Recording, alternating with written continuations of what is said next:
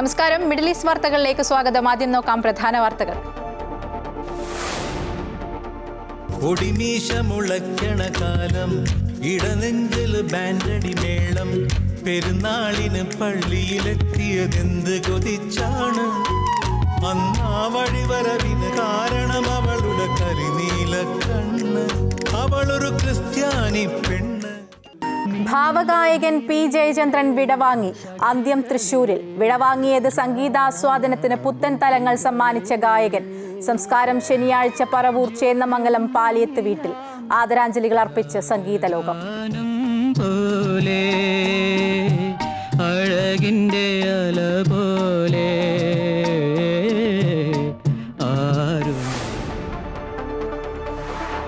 ലൈംഗികാധിക്ഷേപ കേസിൽ ബോബി ചെമ്മണ്ണൂർ ജയിലിൽ. 14 ദിവസത്തെ റിമാൻഡിൽ.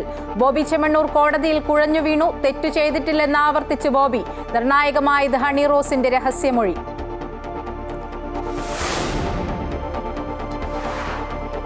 കുവൈറ്റിൽ പ്രവാസികൾക്കും സന്ദർശകർക്കുമുള്ള റെസിഡൻസി ട്രാൻസാക്ഷൻ ഫീസ് വർദ്ധിപ്പിക്കുന്നത് പരിഗണനയിൽ. നീക്കം എണ്ണ ഇതര വരുമാനം വർദ്ധിപ്പിക്കുന്നതിന്റെ ഭാഗം. കുവൈറ്റ് പൗരന്മാർക്കോ പ്രാദേശിക കമ്പനികൾക്കോ നികുതി ചുമത്താൻ നിലവിൽ സാധ്യതയില്ല.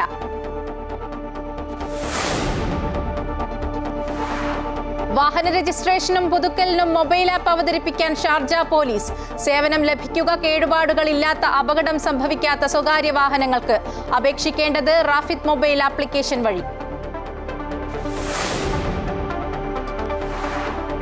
വാളയാർ കേസിൽ കുട്ടികളുടെ മാതാപിതാക്കളെ പ്രതി ചേർത്ത് CBI കുറ്റപത്രം സമർപ്പിച്ചത് 6 കേസുകളിൽ. കുട്ടികൾ ബലാത്സംഗത്തിനിരയായിട്ടും അത് മറച്ചുവെച്ചെന്ന് CBI. പോക്സോ ഉൾപ്പെടെയുള്ള വകുപ്പുകൾ ചുമത്തി. കേസ് അട്ടിമറിച്ചെന്ന് കുട്ടികളുടെ അമ്മ. വിചിത്രമായ കുറ്റപത്രമെന്ന് സമരസമിതി. സ്പാനിഷ് സൂപ്പർ കപ്പ് ഫൈനലിൽ ബാഴ്സയുടെ എതിരാളികളെ ഇന്നറിയാം. സെമി ഫൈനലിൽ റയൽ മാഡ്രിഡ് മയോർക്കയെ നേരിടും. മത്സരം ഇന്ത്യൻ സമയം രാത്രി 12:30.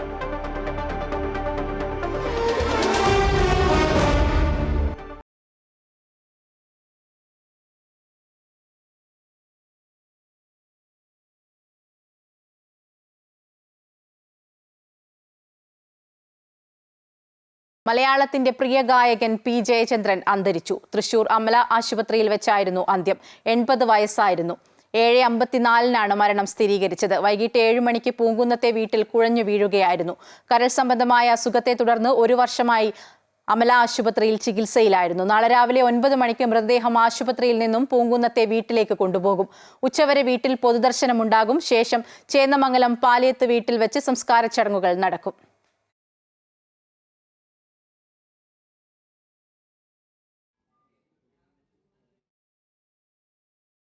മലയാളികളുടെ വൈകാരിക തലങ്ങൾക്ക് കൂട്ടായിരുന്നു പി ജയചന്ദ്രന്റെ ആ ഭാവസംഗീതം. ആസ്വാദകരുടെ പ്രണയത്തിനും വിരഹത്തിനും സങ്കടത്തിനുമൊക്കെ ആ മധുര ശബ്ദത്തിന്റെ അകമ്പടിയുണ്ടായിരുന്നു.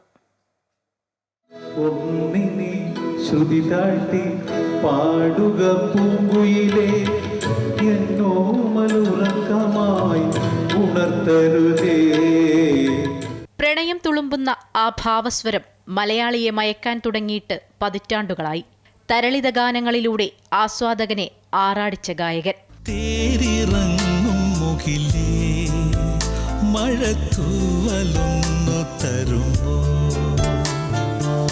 ശാസ്ത്രീയമായി സംഗീതം പഠിക്കാത്ത ജയചന്ദ്രന്റെ സിരകളിൽ സംഗീതമായിരുന്നു. തന്റെ സ്വരമാധുരി ഒന്നുകൊണ്ട് മാത്രമാണ് ആസ്വാദക ലക്ഷ്യങ്ങളെ കീഴടക്കിയത്.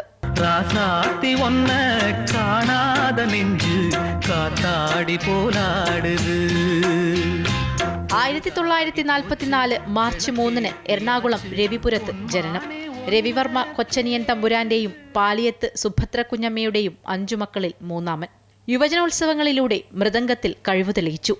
സുവോളജിയിൽ ബിരുദം നേടി കെമിസ്റ്റായി ജോലി നോക്കി. പക്ഷേ നിയോഗം സംഗീതമായിരുന്നു. ജ്യേഷ്ഠൻ സുധാകരൻ വഴിയാണ് ചലച്ചിത്ര പിന്നണി ഗാനരംഗത്തേക്കുള്ള കടന്നുവരവ്. കുഞ്ഞാലിമരയ്ക്കാർ എന്ന ചിത്രത്തിലൂടെ ആദ്യ ഗാനം. പക്ഷേ ആദ്യം പുറത്തുവന്നത് കളിത്തോഴനിലെ മഞ്ഞലയിൽ മുങ്ങിത്തോർത്തി എന്ന ഗാനമായിരുന്നു. പിന്നീട് അങ്ങോട്ട് ജയചന്ദ്രന് തിരിഞ്ഞു നോക്കേണ്ടി വന്നിട്ടില്ല. മലയാള ചലച്ചിത്ര ഗാനരംഗം എന്തൊക്കെയായി മാറിയോ അതൊക്കെയായിരുന്നു ജയചന്ദ്രൻ. ചന്ദ്രിക വന്നു നിന്നെ മാത്രം കണ്ടില്ലല്ലോ, നീ മാത്രം വന്നില്ലല്ലോ, പ്രേമ ചകോരി ചകോരി ഇഷ്ടഗോരി. യേശുദാസ്, ജയചന്ദ്രൻ ഈ പുരുഷ ശബ്ദങ്ങൾക്കൊപ്പമായിരുന്നു പിന്നണി ഗാനരംഗം. പക്ഷേ അവിടെയും മലയാളികൾ പ്രണയത്തിന്റെ ഉന്മാദത്തിന് കൂടെ കൂട്ടിയത് ഭാവഗായകന്റെ സ്വരമായിരുന്നു. പുറത്തിറങ്ങിയ ഗാനങ്ങളിൽ ഭൂരിഭാഗവും ഹിറ്റ് ചാർട്ടിൽ. മുൻതലമുറക്കാരുടെയും പിൻതലമുറക്കാരുടെയും പ്രിയപ്പെട്ട ഗായകനായിരുന്നു പി ജയചന്ദ്രൻ. പൊടിമീശ മുളയ്ക്കണ കാലം, ഇടനെഞ്ചിൽ ബാൻഡടി മേളം. ജനിച്ചത് തന്നെ സംഗീതത്തിനായി എന്ന് തോന്നിപ്പിക്കും വിധമായിരുന്നു ആ ഗാനസപര്യ. ഒന്നിനെ തിരിതാഴ്ത്തു, നീലഗിരിയുടെ സഖികളെ, അനുരാഗഗാനം പോലെ, നിൻമണിയറയിലെ, രാജീവനയനെ, അങ്ങനെ നീളുന്നു എണ്ണിയാലൊടുങ്ങാത്ത ഗാനങ്ങൾ. രാസാത്തിയുന്നെ കാണാതെ എന്ന ഗാനത്തിലൂടെ ഭാഷയുടെ അതിർവരമ്പും ജയചന്ദ്രൻ ഭേദിച്ചു. തെലുങ്ക്, കന്നഡ, ഹിന്ദി തുടങ്ങിയ ഭാഷകളിലെല്ലാം ആ സ്വരമാധുരി എത്തി. നിരവധി ലളിതഗാനങ്ങളും ഭക്തിഗാനങ്ങളും അദ്ദേഹത്തിന്റെ ശബ്ദത്തിലൂടെ പിറന്നു. ഒരു തവണ മികച്ച പിന്നണി ഗായകനുള്ള ദേശീയ പുരസ്കാരവും 5 തവണ മികച്ച പിന്നണി ഗായകനുള്ള കേരള സംസ്ഥാന അവാർഡുകളും 4 തവണ തമിഴ്നാട് സംസ്ഥാന അവാർഡുകളും നേടിയിട്ടുണ്ട്. മലയാളികൾ എന്നും മൂളി നടക്കുന്ന ആ ഭാവഗാനങ്ങൾ എന്നും അനശ്വരമായി നിൽക്കും ഒരു ഹൃദയത്തളികയിൽ. അനുരാഗാനം പോലെ, അഴകിൻ്റെ അല പോലെ, ന്യൂസ് ഡെസ്ക്, അമൃത TV. ഇവിടെ വാങ്ങിയ ഗായകൻ പി ജയചന്ദ്രനെ പ്രമുഖർ അനുസ്മരിക്കുന്നു. അദ്ദേഹം പി ജയചന്ദ്രൻ എന്ന് പറയുന്നത്, ഞാൻ പറയുന്നു, പാലിയം പാട്ടുകുയിൽ എന്നാണ് ഞങ്ങളൊക്കെ പറയുക പണ്ട്. അപ്പൊ പാലിയം പാട്ടുകുയിലിന്റെ പ്രത്യേകത എന്ന് വെച്ചാൽ അദ്ദേഹം പറയുന്നത് ഒരു സ്വയംഭൂവാണ്, എനിക്ക് പാട്ടൊന്നും അറിയില്ല എന്ന് വളരെ കാഷ്വലായിട്ട് പറഞ്ഞുകൊണ്ട് നടക്കുന്ന ആള്. ഞാൻ കണ്ടേക്കുന്ന അദ്ദേഹത്തിന് താളത്തിനോടാണ് കൂടുതൽ ഭ്രമമുണ്ടായിരുന്നത്, ഈ രാഗത്തിനോടൊക്കെ ഉള്ളതിനേക്കാൾ. അദ്ദേഹം മൃദംഗം വായിച്ചുകൊണ്ടാണ് സ്കൂൾ യുവജനോത്സവത്തിൽ യേശുദാസിനോടൊപ്പം ഒരു മത്സരത്തിൽ ചേർന്നത്.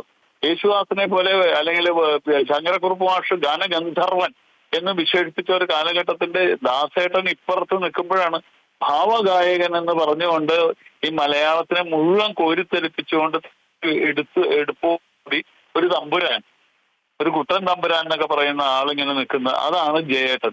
കുട്ടിക്കാലം മുതലേ ജയേട്ടന്റെ പാട്ടുകൾ കേട്ട് വളർന്ന ഒരു ഗായകനാണ് ഞാൻ. എൻ്റെ അച്ഛന് വളരെ ഏറ്റവും ഇഷ്ടപ്പെട്ട ഗായകൻ ജയേട്ടനായിരുന്നു. ഓരോ ദിവസം തുടങ്ങിയിരുന്നത് ജയേട്ടന്റെ പാട്ടുകൾ വെച്ചിട്ടായിരുന്നു.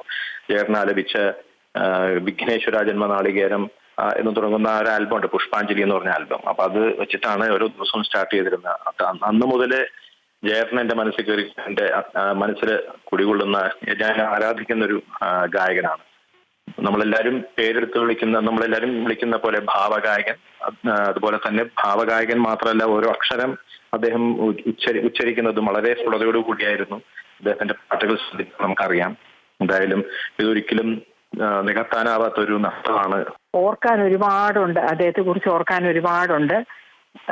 സ്വപ്നലോകത്തെ ബാലഭാസ്കരൻ എന്ന ഫിലിമില് കളഹംസം നീന്തും രാവിൽ എന്ന ഗാനം എനിക്ക് അദ്ദേഹത്തോടൊപ്പം പാടാനുള്ള ഭാഗ്യം കിട്ടി. പല CDs കാസറ്റ്സിലും ഒക്കെ ഞാൻ ഒപ്പം പാടിയിട്ടില്ലെങ്കിലും ആ കാസറ്റുകളിലൊക്കെ പാടാനും, അപ്പൊ ആ സമയത്ത് സ്റ്റുഡിയോയില് അദ്ദേഹം പാടിക്കൊണ്ടിരിക്കുമ്പോൾ പിന്നെ വെയിറ്റ് ചെയ്ത് അതിനുശേഷം ഞാൻ പാടാനും, അങ്ങനെയൊക്കെ പല സന്ദർഭങ്ങളിലും അദ്ദേഹത്തെ പിന്നെ കണ്ട് സംസാരിക്കാൻ ഇട വന്നിട്ടുണ്ട്. 96-97 കാലഘട്ടത്തിൽ ദേവരായ മാഷോടൊപ്പം ഒരു പ്രോഗ്രാമിന് വേണ്ടിയിട്ട് മസ്കറ്റിൽ പോകുന്നത്. അന്ന് മുതൽ അടുത്ത് പരിചയപ്പെടാനും അടുത്ത് അദ്ദേഹത്തിന്റെ ഒരുപാട് സ്നേഹവാത്സല്യങ്ങൾ കിട്ടാനുള്ള ഭാഗ്യം എനിക്കുണ്ടായിട്ടുണ്ട്. മലയാളത്തിന്റെ ഭാവഗായകൻ എന്ന് പറയാറുണ്ടല്ലോ, തീർച്ചയായിട്ടും അക്ഷരാർത്ഥത്തിൽ അത് 100% വളരെയേറെ ശരിയാണ്. അദ്ദേഹം വാക്കുകൾക്ക്, അക്ഷരങ്ങൾക്ക്, കവിതയ്ക്ക് കൊടുക്കുന്ന ഭാവം അതീവ സുന്ദരമാണ്. അദ്ദേഹത്തിന്റെ വേർപാട് എന്നെ സംബന്ധിച്ചിടത്തോളം വലിയ വേദനയാണ്. മലയാളികൾക്ക് ഇങ്ങനെ ഒരു ഗായകൻ ഇനി ഉണ്ടാവില്ല. അതാണ് എനിക്ക് പറയാനുള്ളത്. കാലദേശാതിർത്തികൾ ലംഘിക്കുന്ന ഗാനസപര്യക്കാണ് വിരാമമായിരിക്കുന്നതെന്ന് മുഖ്യമന്ത്രി പിണറായി വിജയൻ അനുശോചിച്ചു. ഒരു കാലഘട്ടം മുഴുവൻ മലയാളികളെയും ദക്ഷിണേന്ത്യക്കാരന്റെയും ഇന്ത്യയിൽ ആകെയുള്ള ജനങ്ങളുടെയും ഹൃദയത്തിലേക്ക് കൂടേറിയ ഗായകനാണ് പി ജയചന്ദ്രനെന്ന് മുഖ്യമന്ത്രി അനുസ്മരിച്ചു. 5 പതിറ്റാണ്ട് കാലമാണ് പി ജയചന്ദ്രൻ മലയാളികളെ വിസ്മയിപ്പിച്ചതെന്ന് പ്രതിപക്ഷ നേതാവ് വി ഡി സതീശൻ. സവിശേഷമായ ആലാപന ശൈലി ജയചന്ദ്രന് മാത്രം അവകാശപ്പെട്ടതാണെന്നും വി ഡി സതീശൻ അനുശോചിച്ചു. പി ജയചന്ദ്രന്റെ നിര്യാണത്തിൽ സാംസ്കാരിക മന്ത്രി സജി ചെറിയാനും അനുശോചനം രേഖപ്പെടുത്തി. കാലാതിവർത്തിയായ ആയിരക്കണക്കിന് മധുരഗാനങ്ങളിലൂടെ ഓരോ മലയാളിയുടെയും ഹൃദയത്തിൽ സ്ഥാനം പിടിക്കുവാൻ അദ്ദേഹത്തിന് കഴിഞ്ഞു. അദ്ദേഹം സ്വരമാധുര്യം കൊണ്ട് അത്ഭുതങ്ങൾ സൃഷ്ടിച്ച ഗാനങ്ങൾ അനശ്വരമായി നിലകൊള്ളുമെന്നും മന്ത്രി പറഞ്ഞു.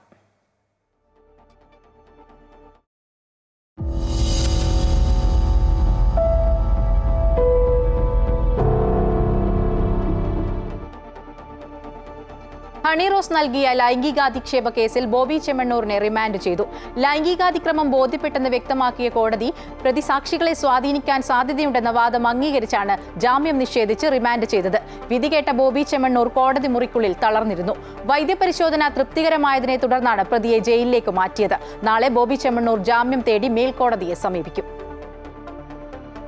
ലൈംഗികാധിക്ഷേപ കേസിൽ ജാമ്യം നിഷേധിച്ചതോടെ ബോബി ചെമ്മണ്ണൂർ കോടതി മുറിയിൽ തളർന്നിരുന്നു. മജിസ്ട്രേറ്റിന്റെ നിർദ്ദേശപ്രകാരം പ്രതിയെ എറണാകുളം ജില്ലാ ആശുപത്രിയിൽ വൈദ്യപരിശോധനയ്ക്ക് വിധേയനാക്കി. പരിശോധനയിൽ ആരോഗ്യനില തൃപ്തികരമാണെന്ന് കണ്ടെത്തിയതിനെ തുടർന്ന് ബോബി ചെമ്മണ്ണൂരിനെ കാക്കനാട് ജില്ലാ ജയിലിലേക്ക് മാറ്റി. ആശുപത്രിയിൽ വെച്ച് ബോബി ചെമ്മണ്ണൂർ അനുകൂലികൾ പ്രതിക്ക് ശരിയായ വൈദ്യസഹായം ലഭ്യമാക്കിയില്ല എന്നാരോപിച്ച് പോലീസിനെതിരെ രംഗത്ത് വന്നു. ജാമ്യാപേക്ഷ തള്ളിയ വിധിക്കെതിരെ ബോബി ചെമ്മണ്ണൂർ നാളെ അപ്പീൽ പോകും. കഴിഞ്ഞ വർഷം ഓഗസ്റ്റിൽ ബോബിയുടെ ജ്വല്ലറിയുടെ ഉദ്ഘാടന സമയത്ത് ശരീരത്തിൽ സ്പർശിച്ചും ദ്വയാർത്ഥ പ്രയോഗങ്ങൾ നടത്തിയുമാണ് ബോബി ഉപദ്രവം തുടങ്ങിയതെന്നാണ് ഹണി റോസ് ബോബി ചെമ്മണ്ണൂരിനെതിരെ പോലീസിൽ നൽകിയ പരാതിയിൽ പറയുന്നത്. ഒരു ജിമ്മിന്റെ ഉദ്ഘാടന സമയത്ത് ദ്വയാർത്ഥ പ്രയോഗം ആവർത്തിച്ചു. അതിനുശേഷം പല അഭിമുഖങ്ങളിലും തനിക്ക് നേരെ നടത്തിയ ലൈംഗിക അധിക്ഷേപങ്ങൾ അടക്കമാണ് ഹണി റോസിന്റെ പരാതി. കേസിൽ ഏറ്റവും നിർണായകം ഹണി ഇന്നലെ Ernakulam judicial first class magistrate കോടതി നൽകിയ രഹസ്യമൊഴിയാണ്. 164 വകുപ്പ് പ്രകാരമുള്ള സ്റ്റേറ്റ്മെന്റിൽ ബോബി ചെമ്മണ്ണൂരിനെതിരെ ഗുരുതരമായ പരാമർശങ്ങളുണ്ടെന്നാണ് സൂചന. അമൃത ന്യൂസ്, കൊച്ചി. ബോബി ചെമ്മണ്ണൂരിന്റെ ജാമ്യാപേക്ഷയിൽ വലിയ വാദപ്രതിവാദങ്ങളാണ് കോടതിയിൽ നടന്നത്. ഡിജിറ്റൽ തെളിവുകളും ഹണി റോസിന്റെ രഹസ്യമൊഴിയുടെ പകർപ്പും അടക്കമുള്ള നിർണായക തെളിവുകൾ നിരത്തിയായിരുന്നു കോടതിയിൽ ബോബി ചെമ്മണ്ണൂരിനെ അന്വേഷണ സംഘം പ്രതിരോധിച്ചത്. പ്രതിക്ക് ജാമ്യം നൽകിയാൽ തെളിവ് നശിപ്പിക്കാൻ സാധ്യതയുണ്ടെന്നും പ്രോസിക്യൂഷൻ കോടതിയെ ബോധിപ്പിച്ചു. പ്രോസിക്യൂഷൻ വാദങ്ങൾ പരിഗണിച്ചാണ് ബോബി ചെമ്മണ്ണൂരിന് കോടതി ജാമ്യം നിഷേധിച്ചത്. ഹണി റോസ് ഉന്നയിച്ച ആരോപണങ്ങൾക്ക് അടിസ്ഥാനമില്ലെന്നായിരുന്നു ബോബി ചെമ്മണ്ണൂർ കോടതിയിൽ ഉന്നയിച്ച പ്രധാന വാദം. താൻ പൊതുവേദിയിൽ നല്ല രീതിയിൽ ഉപയോഗിച്ച വാക്കുകൾ ഹണി റോസ് തെറ്റിദ്ധരിച്ചതാണ്. തെളിവായി ആലക്കോട്ടെ പരിപാടിയുടെ ദൃശ്യങ്ങൾ നൽകാം എന്ന് പ്രതിഭാഗം 2 തവണ വാദിച്ചു. എന്നാൽ വീഡിയോ കാണേണ്ടതില്ല എന്ന് മജിസ്ട്രേറ്റ് തീരുമാനിക്കുകയായിരുന്നു. ഹണി റോസിന്റെ സമ്മതത്തോടെയാണ് ശരീരത്തിൽ സ്പർശിച്ചത്. പരിപാടി കഴിഞ്ഞപ്പോൾ നടി തന്നെ അഭിനന്ദിച്ചുവെന്നും കോടതിയിൽ പ്രതിഭാഗം പറഞ്ഞു. നടി തന്നെ അവരുടെ ഫേസ്ബുക്കിൽ തന്നോടൊപ്പമുള്ള ഉദ്ഘാടന ദൃശ്യങ്ങൾ പങ്കുവച്ചിരുന്നു. ഫേസ്ബുക്ക് പോസ്റ്റിന്റെ ലിങ്കും കോടതിയിൽ ഹാജരാക്കി. നടിയുടെ പരാതിയിൽ ദുരുദ്ദേശമുണ്ടെന്ന വാദമായിരുന്നു പ്രതിഭാഗം കോടതിയിൽ ഉന്നയിച്ചത്. എന്നാൽ ഈ വാദങ്ങളെല്ലാം പ്രോസിക്യൂഷൻ ശക്തമായി എതിർത്തു. ഒരു സ്ത്രീക്കെതിരെ പൊതുവേദിയിൽ അശ്ലീല പരാമർശം നടത്തിയെന്നും അവരുടെ ജോലിയെ പോലും അപമാനിച്ചെന്നും പ്രോസിക്യൂഷൻ കോടതിയിൽ പറഞ്ഞു. ജാങ്കോ സ്പേസ് എന്ന യൂട്യൂബ് ചാനലിലും ബോബി അശ്ലീല ചൊവ്വയോടെ നടിക്കെതിരെ പരാമർശം നടത്തി. ആലക്കോട്ടെ സംഭവത്തിൽ അന്ന് തന്നെ നടി അതൃപ്തി അറിയിച്ചതാണെന്നും പ്രോസിക്യൂഷൻ ചൂണ്ടിക്കാട്ടി. കോടതിക്ക് തോന്നി പ്രിമാ ഫേസി കേസ് നിൽക്കുന്നതായിട്ട് അന്വേഷണത്തിന്റെ ഭാഗമായിട്ട് പ്രതിയെ റിമാൻഡ് ചെയ്തു. നമ്മൾ ഹാജരാക്കിയ തെളിവുകളൊക്കെ അംഗീകരിച്ചു. പ്രഥമ ദൃഷ്ട്യാ ബോബി കുറ്റം ചെയ്തെന്ന് വ്യക്തമായതായി കോടതി വിധി പ്രസ്താവനയിൽ പറഞ്ഞു. ലൈംഗിക ചൊവ്വയുള്ള പരാമർശങ്ങൾ ബോബി നടത്തിയിട്ടുണ്ട്. സമ്മതമില്ലാതെ കടന്നുപിടിക്കുകയും ലൈംഗിക ചൊവ്വയുള്ള പരാമർശങ്ങൾ നടത്തുകയും ചെയ്തതായി പ്രഥമ ദൃഷ്ട്യാ ബോധ്യമാകുന്നുണ്ട്. ജാമ്യാപേക്ഷ പരിഗണിക്കുന്ന ഘട്ടത്തിൽ തെളിവുകളുടെ വിശദാംശങ്ങളിലേക്ക് കടക്കുന്നില്ലെന്നും കോടതി അറിയിച്ചു. ഇതോടെയാണ് ബോബി ചെമ്മണ്ണൂരിനെ കോടതി 14 ദിവസത്തേക്ക് റിമാൻഡ് ചെയ്തത്. അമൃത ന്യൂസ്, കൊച്ചി. 2024 വർഷത്തെ അറബ് ലോകത്തെ ഏറ്റവും സ്വാധീനമുള്ള നേതാവായി സൗദി കിരീടാവകാശി മുഹമ്മദ് ബിൻ സൽമാൻ രാജകുമാരൻ തിരഞ്ഞെടുക്കപ്പെട്ടതായി റഷ്യ ടുഡേ ചാനൽ നെറ്റ്വർക്ക് അറിയിച്ചു. തുടർച്ചയായി ഇത് 4ാം വർഷമാണ് സൗദി കിരീടാവകാശി ഈ നേട്ടത്തിന് അർഹനാകുന്നത്. ഡിസംബർ 23 മുതൽ ജനുവരി 8 വരെ നീണ്ടുനിന്ന സർവേയിൽ 31,166 പേർ പങ്കെടുത്തു. സർവേയിൽ പങ്കെടുത്ത 54.54% പേർ സൗദി കിരീടാവകാശിക്ക് അനുകൂലമായി വോട്ട് ചെയ്തു. അറബ് ലോകത്തെ ഏറ്റവും സ്വാധീനമുള്ള 2ാമത്തെ നേതാവായി തെരഞ്ഞെടുക്കപ്പെട്ടത് ഗസയിൽ ഇസ്രായേൽ ആക്രമണത്തിൽ കൊല്ലപ്പെട്ട ഹമാസ് നേതാവ് യഹ്യ അൽ സിൻവാറാണ്.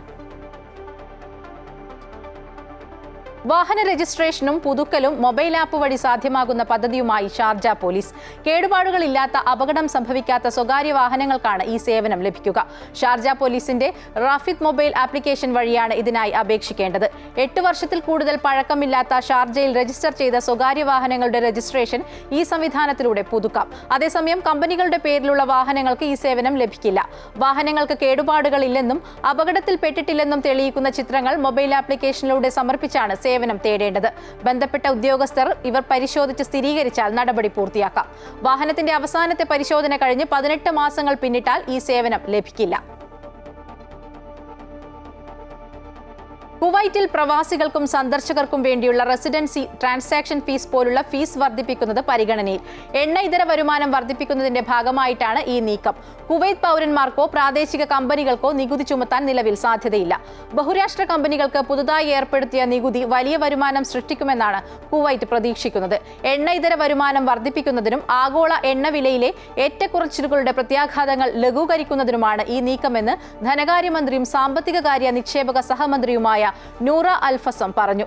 ബഹുരാഷ്ട്ര കമ്പനികൾക്ക് പുതിയ നികുതി ഏർപ്പെടുത്തുന്നതോടെ പ്രതിവർഷം $800 മില്യൺ നികുതി വരുമാനമാണ് പ്രതീക്ഷിക്കുന്നത്. കുവൈറ്റിലെ വൈദ്യുതി, ജലം, പുനരുപയോഗ ഊർജ്ജ മന്ത്രാലയത്തിലെ 97.7% ജീവനക്കാരും സ്വദേശികൾ. പ്രവാസി തൊഴിലാളികളുടെ എണ്ണത്തിൽ വലിയ ഇടിവാണ് നിലവിൽ ഉണ്ടായിട്ടുള്ളത്. മന്ത്രാലയത്തിൽ നിന്നുള്ള സമീപകാല സ്ഥിതിവിവര കണക്കുകൾ പ്രകാരം 2024 ജനുവരിക്കും 2024 നവംബറിനുമിടയിൽ 170 കുവൈറ്റി ജീവനക്കാരെ നിയമിച്ചതായി വ്യക്തമാക്കുന്നു. ഇത് മന്ത്രാലയത്തിലെ മൊത്തം ജീവനക്കാരുടെ എണ്ണം 35,427 ഉയർത്തി. 2023 അതേ കാലയളവിൽ കുവൈറ്റ്, നോൺ കുവൈറ്റ് സ്റ്റാഫ് ഉൾപ്പെടെ 34,395 ജീവനക്കാരാണ് ഉണ്ടായിരുന്നത്. സ്വദേശി ജീവനക്കാർ ഇപ്പോൾ മൊത്തം തൊഴിൽ ശക്തിയുടെ 97.7%. അതേസമയം വിദേശി ജീവനക്കാരുടെ എണ്ണം 862 നിന്നും 820 കുറഞ്ഞു.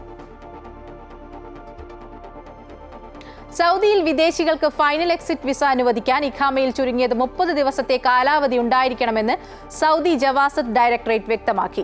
ഇഖാമയിലെ കാലാവധി 30 ദിവസത്തിൽ കുറവാണെങ്കിൽ വിദേശികൾക്ക് ഫൈനൽ എക്സിറ്റ് വിസ ലഭിക്കില്ല. അവർ ഇഖാമ പുതുക്കുന്നതിന് ശേഷമാണ് ഫൈനൽ എക്സിറ്റ് അടിക്കേണ്ടത്. 30 ദിവസത്തിൽ കൂടുതൽ മുതൽ 60 ദിവസത്തിൽ കുറവ് വരെ കാലാവധിയാണ് ഇഖാമയ്ക്കുള്ളതെങ്കിൽ ഇഖാമയിൽ ശേഷിക്കുന്ന അതേ കാലാവധിയിലാണ് ഫൈനൽ എക്സിറ്റ് വിസ അനുവദിക്കുക. അവർക്ക് എത്ര ദിവസമാണോ ശേഷിക്കുന്നത് അത്ര ദിവസം മാത്രമേ സൗദിയിൽ തുടരാനാകൂ. ഇഖാമയിൽ 60 ദിവസത്തിൽ കൂടുതൽ കാലാവധി ഉണ്ടെങ്കിൽ 60 ദിവസ കാലാവധിയുള്ള ഫൈനൽ എക്സിറ്റ് വിസ ഇഷ്യൂ ചെയ്യാൻ സാധിക്കും. UAEയിലെ ചെട്ടിക്കുളങ്ങര അമ്മ ഭക്തരുടെ കൂട്ടായ്മയായ ചെട്ടിക്കുളങ്ങര അമ്മ പ്രവാസി സേവാ സമിതി ദുബായ് ചാപ്റ്ററിന്റെ മഹോത്സവവും 15ാമത് വാർഷികവും ജനുവരി 18, 19 തീയതികളിൽ അജ്മാൻ ജർഫിലുള്ള ഇന്ത്യൻ അസോസിയേഷൻ ഹാളിൽ വെച്ച് നടക്കും. ഓണാട്ടുകരയുടെ രുചിപ്പെരുമയേറുന്ന മുതിരപ്പുഴുക്ക്, അസ്ത്രം തുടങ്ങി 8 കൂട്ടം വിഭവങ്ങളടങ്ങിയ കഞ്ഞി സദ്യ, പ്രസിദ്ധമായ കുത്തിയോട്ടപ്പാട്ടും ചുവടും, കെട്ടുകാഴ്ചകൾ, നാമാർച്ചന, കലാപരിപാടികൾ തുടങ്ങി വൈവിധ്യമാർന്ന പരിപാടികളാണ് 2 ദിവസങ്ങളിലായി അരങ്ങേറുക. ഉത്സവത്തിന്റെ നടത്തിപ്പിന് മോഹൻലാൽ വാസുദേവൻ, ഹരികൃഷ്ണൻ, ഉണ്ണികൃഷ്ണൻ പിള്ള എന്നിവരടങ്ങിയ ഭരണസമിതിയാണ് നേതൃത്വം നൽകുന്നത്. ജിദ്ദ പെരുമ്പാവൂർ പ്രവാസി അസോസിയേഷൻ 23ാമത് വാർഷികവും കലാവിരുന്നും വർണ്ണാഭമായി സംഘടിപ്പിച്ചു. ഡോക്ടർ ബിന്യാം ഉസ്മാൻ ചടങ്ങ് ഉദ്ഘാടനം ചെയ്തു. PPA പ്രസിഡന്റ് അനസ് അരിമ്പാശ്ശേരി അധ്യക്ഷത വഹിച്ചു. ജമാൽ മീരാൻ, ഷാഫി വെളുത്തേടത്ത്, ഹിജാസ് കണേലി, അബ്ദുൾ ഖാദർ എന്നിവർ സംസാരിച്ചു. ജിദ്ദയിലെ കലാകാരന്മാരെ ഉൾക്കൊള്ളിച്ചുകൊണ്ട് PPA സംഘം അവതരിപ്പിച്ച കോൽക്കളിയും കുട്ടികളുടെ കലാപരിപാടികളും ഗാനമേളയും പരിപാടിക്ക് മാറ്റുകൂട്ടി. KL14 അവതരിപ്പിച്ച പാട്ടുമക്കാനി ഏറെ ശ്രദ്ധിക്കപ്പെട്ടു. ജിദ്ദയിലെ വിവിധ സംഘടനാ ഭാരവാഹികൾ പരിപാടിയിൽ സന്നിധരായിരുന്നു. ലുബ്ന അനസ്, സിമി അബ്ദുൾ ഖാദർ, സുബൈർ കൊറ്റാലിക്കുടി എന്നിവർ പരിപാടിക്ക് നേതൃത്വം നൽകി. ഒമാനിലെ ഇന്ത്യൻ സ്ഥാനപതിയായി ഗോദവർത്തി വെങ്കട ശ്രീനിവാസ് ഉടൻ ചുമതലയേൽക്കും. നിലവിൽ വിദേശകാര്യ മന്ത്രാലയത്തിലെ സ്പെഷ്യൽ ഡ്യൂട്ടി ഓഫീസറായി ജോലി ചെയ്യുന്ന വെങ്കട ശ്രീനിവാസ് ഇന്ത്യൻ ഫോറിൻ സർവീസിലെ 93 ബാച്ചുകാരനാണ്. ഒമാനിലെ നിലവിലെ സ്ഥാനപതി അമിത് സാരംഗിന്റെ സേവന കാലാവധി അവസാനിക്കുന്ന ഒഴിവിലാണ് വെങ്കട ശ്രീനിവാസ് ചുമതലയേൽക്കുന്നത്. ഇനി മറ്റു വാർത്തകൾ നോക്കാം. ഏറെ കോളിളക്കം സൃഷ്ടിച്ച വാളയാർ കേസിൽ CBIയുടെ അപ്രതീക്ഷിത നീക്കം. മരിച്ച പെൺകുട്ടികളുടെ അച്ഛനെയും അമ്മയെയും പ്രതികളാക്കി കുറ്റപത്രം സമർപ്പിച്ചു. പ്രേരണാകുറ്റം ചുമത്തിയാണ് കുറ്റപത്രം സമർപ്പിച്ചത്. CBI കൊച്ചി 3ാം കോടതിയിലാണ് കുറ്റപത്രം സമർപ്പിച്ചത്. 6 കേസുകളിലാണ് കുറ്റപത്രമുള്ളത്. കുട്ടികൾ ബലാത്സംഗത്തിന് ഇരയായ വിവരം മുൻകൂട്ടി അറിഞ്ഞിട്ടും മാതാപിതാക്കൾ പോലീസിനെ അറിയിച്ചില്ല എന്നതാണ് പ്രേരണാകുറ്റം. നേരത്തെ ഈ കേസുമായി ബന്ധപ്പെട്ട് തുടരന്വേഷണത്തിന് ഹൈക്കോടതി നിർദ്ദേശിച്ചിരുന്നു. ഉത്തരവിന്റെ അടിസ്ഥാനത്തിൽ പ്രദേശവാസികളെ പ്രതികളാക്കി കുറ്റപത്രം നൽകിയിരുന്നു. ഇത് തള്ളിയ കോടതി വീണ്ടും വിശദമായ അന്വേഷണത്തിന് ഉത്തരവിടുകയായിരുന്നു. ഈ അന്വേഷണത്തിലാണ് മാതാപിതാക്കളെ പ്രതികളാക്കി അനുബന്ധ കുറ്റപത്രം നൽകിയത്. നേരത്തെ പോലീസ് നടത്തിയ അന്വേഷണത്തിലും ഇത്തരത്തിലുള്ള കണ്ടെത്തലുകൾ ഉണ്ടായിരുന്നു. കുട്ടികൾ ശാരീരിക ചൂഷണത്തിന് ഇരയായിരുന്നത് മാതാപിതാക്കൾക്ക് അറിവുണ്ടായിരുന്നുവെന്ന് പോലീസ് കണ്ടെത്തിയിരുന്നുവെങ്കിലും മാതാപിതാക്കളെ സാക്ഷികളാക്കുകയായിരുന്നു. അമൃത ന്യൂസ്, കൊച്ചി. സഹകരണ ബാങ്കുകളിലെ നിയമനക്കോഴയുമായി ബന്ധപ്പെട്ട് Wayanad DCC treasurer NM Vijayan ജീവനൊടുക്കിയ സംഭവത്തിൽ IC Balakrishnan MLA, DCC president ND അപ്പച്ചൻ ഉൾപ്പെടെയുള്ള കോൺഗ്രസ് നേതാക്കളെ പ്രതിയാക്കി പോലീസ് കേസെടുത്തു. ആത്മഹത്യാ പ്രേരണാ കുറ്റത്തിനാണ് കേസ്. മുൻ DCC ട്രഷറർ KK ഗോപിനാഥൻ, അന്തരിച്ച DCC പ്രസിഡന്റ് PV ബാലചന്ദ്രൻ എന്നിവരാണ് മറ്റു പ്രതികൾ. തന്റെ ജീവന് എന്തെങ്കിലും സംഭവിക്കുകയാണെങ്കിൽ ഈ 4 നേതാക്കൾക്കുമായിരിക്കും ഉത്തരവാദിത്തമെന്ന് വിജയന്റെ ആത്മഹത്യാക്കുറിപ്പിൽ പറയുന്നുണ്ടായിരുന്നു. വിജയന്റെ കുടുംബത്തെ അനുനയിപ്പിച്ചതിൽ കോൺഗ്രസ് നേതാക്കൾക്കെതിരെ പരാതി. CPM വയനാട് ജില്ലാ കമ്മിറ്റി അംഗം സുരേഷ് താളൂരാണ് പോലീസിൽ പരാതി നൽകിയത്. തിരുവഞ്ചൂർ രാധാകൃഷ്ണൻ, സണ്ണി ജോസഫ്, TN പ്രതാപൻ, K ജയന്ത് എന്നിവർക്കെതിരെയാണ് പരാതി. ഇരകളെ സ്വാധീനിക്കാൻ ശ്രമിച്ചു എന്നാണ് പരാതിയിൽ പറയുന്നത്. കേസ് ലഘൂകരിക്കാൻ ശ്രമിച്ചു. പരാതിക്കാരെ സ്വാധീനിക്കാനുള്ള ശ്രമം തടയണമെന്നും പരാതിയിൽ ആവശ്യപ്പെടുന്നുണ്ട്. പെരിയ ഇരട്ടക്കൊലക്കേസിൽ ജയിൽ മോചിതരായ മുൻ MLA KV കുഞ്ഞിരാമൻ അടക്കമുള്ള 4 പ്രതികളെയും മാലയിട്ട് സ്വീകരിച്ച് CPM. പാർട്ടി പറഞ്ഞ കാര്യങ്ങൾ ശരിവെക്കുന്നതാണ് വിധിയെന്ന് CPM നേതാക്കൾ പ്രതികരിച്ചു. രാവിലെ 9 മണിയോടെയായിരുന്നു 4 പ്രതികളും കണ്ണൂർ സെൻട്രൽ ജയിലിൽ നിന്ന് പുറത്തിറങ്ങിയത്. കേസിൽ കുറ്റക്കാരാണെന്ന് കണ്ടെത്തിയ 4 പേരുടെയും ശിക്ഷ ബുധനാഴ്ചയാണ് ഹൈക്കോടതി ഡിവിഷൻ ബെഞ്ച് മരവിപ്പിച്ചത്. തുടർന്ന് ഇന്ന് രാവിലെ 9 മണിയോടെ മുൻ MLA KV കുഞ്ഞിരാമൻ അടക്കമുള്ള 4 പേരും കണ്ണൂർ സെൻട്രൽ ജയിലിൽ നിന്നും പുറത്തിറങ്ങി. ജയിൽ മോചിതരായ പ്രതികൾക്ക് ജയിലിന് മുന്നിൽ വൻ സ്വീകരണമാണ് CPM നേതാക്കളും അണികളും നൽകിയത്. കണ്ണൂർ ജില്ലാ secretary MV Jayarajan, P Jayarajan ഉൾപ്പെടെയുള്ള മുതിർന്ന നേതാക്കളടക്കം ജയിലിലെത്തി രക്തഹാരമണിയിച്ചാണ് പ്രതികളെ ജയിലിൽ നിന്നും വരവേറ്റത്. CPMനെതിരെ നടന്നത് രാഷ്ട്രീയ ഗൂഢാലോചനയെന്ന് മോചിതരായ പ്രതികൾ പ്രതികരിച്ചു. CBIയുടെ രാഷ്ട്രീയ പ്രേരിത നീക്കം ഹൈക്കോടതി തടഞ്ഞുവെന്നും പെരിയ കേസിലെ കോടതി വിധി CPM നേരത്തെ പറഞ്ഞത് ശരിവെക്കുന്നതാണെന്നും നേതാക്കൾ പറഞ്ഞു. അതേസമയം വിഷയം രാഷ്ട്രീയമായി നേരിടാനാണ് UDFന്റെ തീരുമാനം. അല്ല, നിയമത്തിന്റെ വഴിക്ക് പോയിട്ട് പാർട്ടിയുടെ അന്വേഷണം നടത്തുക. അതിന്റെ അപ്പുറത്തേക്ക് എനിക്കൊന്നും പറഞ്ഞില്ല. പാർട്ടി അന്വേഷണം നടത്തിക്കൊണ്ടിരിക്കുന്നത് ശരിയാണെന്ന്. പാർട്ടി അന്വേഷണം നടത്തിയിട്ട് ഒരു ഫൈൻഡിങ് വന്നാൽ അതിൻ്റെ അകത്തൊരു തീരുമാനം പാർട്ടി അല്ല, പാർട്ടിക്ക് അന്വേഷിക്കണമല്ലോ. പാർട്ടി അന്വേഷിക്കണം ഇതിനകത്ത് എന്തെങ്കിലും തട്ടിപ്പുണ്ടോ, അല്ലെങ്കിൽ ആരെങ്കിലും മനഃപൂർവ്വം ആക്കിയിരിക്കുന്നതാണോ, എന്താണ് ഇനി യഥാർത്ഥ സ്ഥിതി, എന്താണ് ഇവര് കുറ്റക്കാരാണോ എന്ന് പാർട്ടി അന്വേഷിക്കുന്നത് ആഭ്യന്തര സംവിധാനമാണ്, ഡൊമസ്റ്റിക് ആയിട്ടുള്ള സംവിധാനമാണ്. അതും പോലീസ് അന്വേഷണത്തെ യാതൊരു തരത്തിലും ബാധിക്കുന്നതാണ്. അമൃത ന്യൂസ്, കോഴിക്കോട്. കോൺഗ്രസിലെ മുഖ്യമന്ത്രി പദത്തെ ചൊല്ലിയുള്ള ആഭ്യന്തര കലഹത്തിൽ അമർഷം പ്രകടമാക്കി മുതിർന്ന കോൺഗ്രസ് നേതാവ് AK ആന്റണി. അനാവശ്യ ചർച്ചകൾ വേണ്ടെന്നും നിയമസഭാ തെരഞ്ഞെടുപ്പല്ല തദ്ദേശ തെരഞ്ഞെടുപ്പ് മാത്രമാകണം ഇനിയുള്ള ലക്ഷ്യമെന്നും കോൺഗ്രസ് നേതാക്കളെ ആന്റണി ഓർമ്മിപ്പിച്ചു. പാർട്ടിക്കുള്ളിൽ അമർഷം ഉയരുന്നതിനിടെ തന്നെയാണ് മുതിർന്ന നേതാവിന്റെ പരസ്യ വിമർശനം. മതസാമുദായിക നേതാക്കളെ കൂട്ടുപിടിച്ച് മുഖ്യമന്ത്രി സ്ഥാനത്തേക്കെത്താൻ പോരിനിറങ്ങിയ നേതാക്കൾക്കാണ് ആന്റണിയുടെ മുന്നറിയിപ്പും ഉപദേശവും. മുഖ്യമന്ത്രി സ്ഥാനത്തിനും നേതൃനിരയിൽ സ്ഥാനമുറപ്പിക്കാനുമുള്ള നേതാക്കളുടെ കിടമത്സരത്തെ ഒടുവിൽ തള്ളിക്കളയേണ്ടെന്ന തീരുമാനമായിരുന്നു ആന്റണിയുടെ വിമർശനത്തിന് പിന്നിൽ. അനാവശ്യ ചർച്ചകൾ വേണ്ടെന്നും നിയമസഭാ തെരഞ്ഞെടുപ്പല്ല തദ്ദേശ തെരഞ്ഞെടുപ്പ് മാത്രമാക്കണം ഇനിയുള്ള ലക്ഷ്യമെന്നും ആന്റണിയുടെ ഓർമ്മപ്പെടുത്തൽ. ഇക്കാര്യങ്ങൾ ഹൈക്കമാൻഡുമായി KPCCക്ക് ആലോചിച്ച് തീരുമാനിക്കാമെന്നും ആവശ്യമെങ്കിൽ തന്റെ ഉപദേശം കൂടി സ്വീകരിക്കാമെന്നും അല്ലെങ്കിൽ തള്ളിക്കളയാമെന്നുമായിരുന്നു AK ആന്റണിയുടെ കൂത്ത്. ലോക്കൽ ബോഡിയായിട്ട് നിൽക്കാൻ ശ്രമിക്കുക, തൂത്തുവാരുക, 26 അവിടെ നിൽക്കട്ടെ, നമുക്ക് പിന്താങ്ങില്ല. ഇപ്പോൾ അനവസരത്തിലുള്ള ചർച്ചകൾ വേണ്ട എന്നാണ് അനുഭവം എന്നെ പഠിപ്പിച്ചുള്ളത്. നിങ്ങൾക്ക് ഇഷ്ടമുള്ള സ്വീകരിക്കാം, നിങ്ങൾക്ക് സ്വീകരിക്കാതിരിക്കാം. കാരണം ഞാനല്ല ഇപ്പോൾ തീരുമാനിക്കേണ്ടത് സുധാകരനും തലശ്ശേരിയും KPCCയുമാണ്. പക്ഷെ എൻ്റെ അഭിപ്രായം അനവസരത്തിലുള്ള ചർച്ച വേണ്ട. ഇതിനിടെ പലതരത്തിലുള്ള പ്രതികരണങ്ങൾക്കിടയിലും നേതാക്കൾ പരമാവധി സാമുദായിക പിന്തുണ തന്നെയാണ് ലക്ഷ്യമിടുന്നത്. UDF അധികാരത്തിലെത്തിയാൽ ഒരു ടൈം മുഖ്യമന്ത്രി സ്ഥാനം വേണമെന്ന നിലയ്ക്കാണ് രമേശ് ചെന്നിത്തലയുടെ നീക്കങ്ങൾ. NSSുമായി സമവായത്തിലെത്തിയത് 2ാം വരവായി കണ്ടാണ് മുന്നോട്ട് പോകൽ. മറുവശത്ത് VD സതീശനും മതസാമുദായിക സംഘടനകളുടെ പരിപാടികളിൽ തുടർച്ചയായി പങ്കെടുക്കുന്നു. അതേസമയം ഭരണവിരുദ്ധ വികാരം കൊണ്ട് മാത്രം അധികാരത്തിലേക്ക് തിരിച്ചു വരാനാകില്ലെന്ന അഭിപ്രായം പാർട്ടിയിലും മുന്നണിയിലും ഉയരുമ്പോഴാണ് എന്താകണം അടുത്ത പ്രധാന ലക്ഷ്യമെന്നുള്ള ആന്റണിയുടെ ഓർമ്മപ്പെടുത്തൽ കൂടി. അമൃത ന്യൂസ്, തിരുവനന്തപുരം. ശരണാമൃതം co-powered by Bharat Lachna Multi-State Housing Cooperative Society Limited. സ്വാമിയേ ശരണമയ്യപ്പോ. മകരവിളക്ക് മഹോത്സവത്തോടനുബന്ധിച്ച് ശബരിമലയിൽ തിരക്ക് വർദ്ധിച്ച സാഹചര്യത്തിൽ കൂടുതൽ നിയന്ത്രണങ്ങളുമായി ദേവസ്വം ബോർഡ്. 12-ാം തീയതി മുതലാണ് ഭക്തരുടെ എണ്ണത്തിൽ നിയന്ത്രണം വരുത്തിയത്.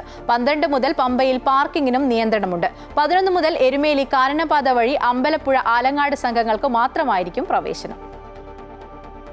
ഭക്തരുടെ എണ്ണം അനിയന്ത്രിതമായി വർദ്ധിക്കുന്ന സാഹചര്യത്തിലാണ് കൂടുതൽ നിയന്ത്രണങ്ങൾ. 12-ന് 60,000 പേർക്കും 13-ന് 50,000 പേർക്കും 14-ന് 40,000 തീർത്ഥാടകർക്കുമാണ് വെർച്വൽ ക്യൂ വഴി പ്രവേശനം അനുവദിക്കുക.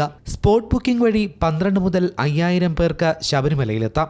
മകരവിളക്ക് ദിവസമായ 14-ന് 1,000 പേർക്ക് മാത്രമായിരിക്കും പ്രവേശനം. 14-ന് വൈകിട്ട് 5 മണിക്ക് ശരംകുത്തിയിൽ എത്തിച്ചേരുന്ന തിരുവാഭരണ ഘോഷയാത്രയെ ദേവസ്വം പ്രതിനിധികളും സംസ്ഥാന സർക്കാരിൻ്റെ പ്രതിനിധികളും ചേർന്ന് സ്വീകരിക്കും.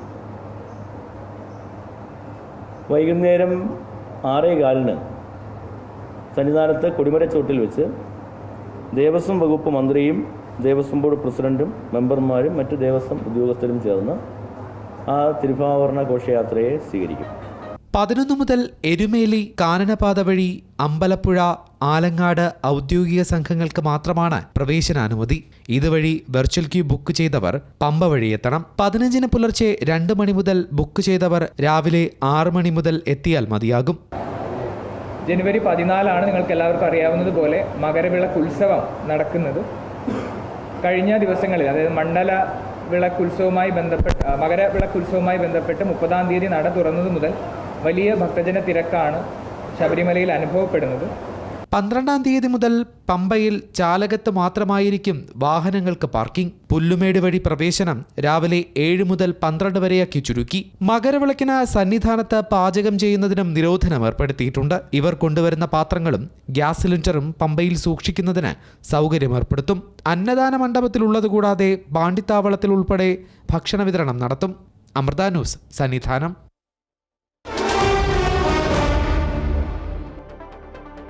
സ്പാനിഷ് സൂപ്പർ കപ്പ് ഫൈനലിൽ ബാഴ്സലോണയുടെ എതിരാളികളെ ഇന്നറിയാം. ഇന്ത്യൻ സമയം രാത്രി 12:30 മുതൽ നടക്കുന്ന സെമി ഫൈനലിൽ റയൽ മാഡ്രിഡ് മയോർക്കയെ നേരിടും. ഈ മത്സരത്തിലെ വിജയിയായിരിക്കും ഞായറാഴ്ച നടക്കുന്ന ഫൈനലിൽ ബാഴ്സയുടെ എതിരാളികൾ. അത്ലറ്റിക്കോ ക്ലബിനെ പരാജയപ്പെടുത്തിയാണ് ബാഴ്സ സൂപ്പർ കപ്പ് ഫൈനൽ പോരാട്ടത്തിനെത്തിയത്. തുടർച്ചയായ 3-ാം തവണയാണ് ബാഴ്സ സ്പാനിഷ് സൂപ്പർ കപ്പ് ഫൈനലിൽ എത്തുന്നത്. മിഡിൽ ഈസ്റ്റ് വാർത്തകൾ പൂർണ്ണമാകുന്നു. നമസ്കാരം.